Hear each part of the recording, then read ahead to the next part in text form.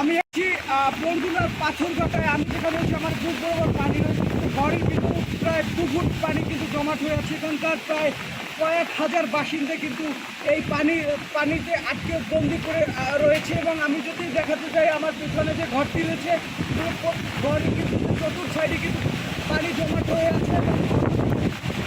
যে তাদের যে খাবার দাবারও কিন্তু যে মারাত্মক সমস্যায় পড়েছে। এবং এখানে প্রায় কয়েক শত পরিবার, রাস্তাঘাট থেকে শুরু করে কিন্তু সকল জায়গায় কিন্তু গাছ, বড় বড় গাছ পড়ে আছে। এবং অন্যদিকে কিন্তু এই যে প্রায় কয়েক শত ঘর কিন্তু এই পানিবন্দী হয়ে আছে এখানকার মানুষ। আমি যদি দেখাতে চাই এই ঘরের যে চতুর্থ সাইড কিন্তু পানিবন্দী এবং যে গবাদি পশু নিয়েও কিন্তু চরম সমস্যায় পড়েছে এখানকার মানুষ। আমরা কথা বলবো এই ঘরে যদি কেউ থেকে থাকে তাহলে আমরা তাদের সাথে কথা বলবো কি সমস্যা তারা পড়েছে।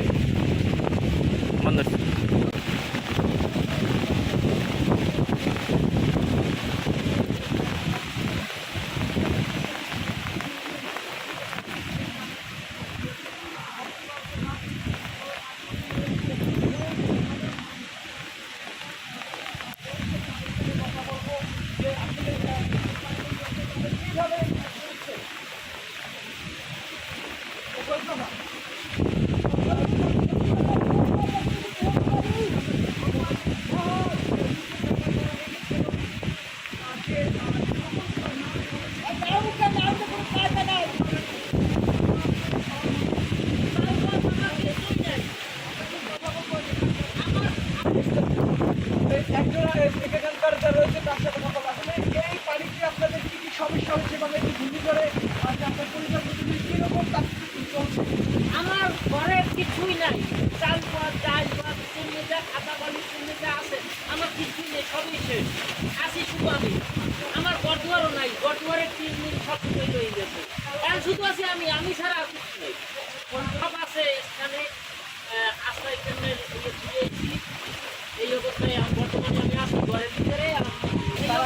তারা কিন্তু বলেছে তাদের কিন্তু বা ঘেরে কিন্তু যে লক্ষ লক্ষ টাকার মাছ ছিল সেই মাছও কিন্তু এই পানিতে ভেসে গেছে। এবং অন্যদিকে কিন্তু তাদের যে পরিবারের লোকজন কিন্তু তারা আত্মীয় স্বজনের বাসায় দিয়ে এসেছে। আবার কি আরও পরিবারে কিন্তু আশ্রয় কেন্দ্রগুলোতে অবস্থান নিচ্ছে বর্তমানে। আমরা আরও একজনের সাথে কথা বলবো এই পরিবারের যাত্রা কী সমস্যা ছিল,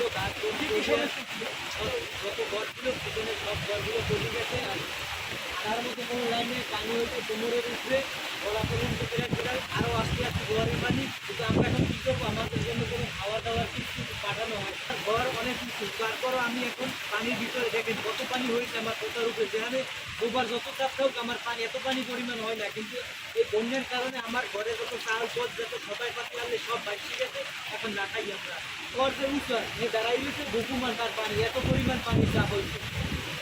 কিন্তু এখানে আমার প্রায় এই দুগুণ পানি ছিল, অন্যদিকে কিন্তু এদিকেও পানি অনেক বৃদ্ধি। এতে কিন্তু যে তারা মারাত্মক সমস্যা করছে এবং যে বাড়ি যেমনি বাড়ি বাতাস তেমনি বৃষ্টি এবং অন্যদিকে বিদ্যুৎ সমস্যা হওয়ার কারণে কিন্তু যে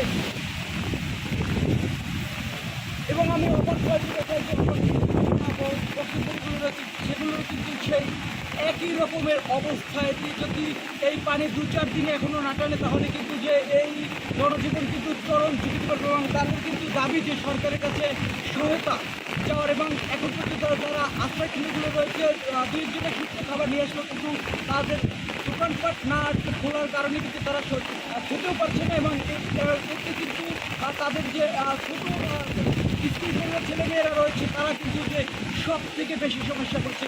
এবং এই ছিল আমার কাছে বরগুনা পাথরঘাটা থেকে ঘূর্ণিঝড় পরিস্থিতি নিয়ে সর্বশেষ।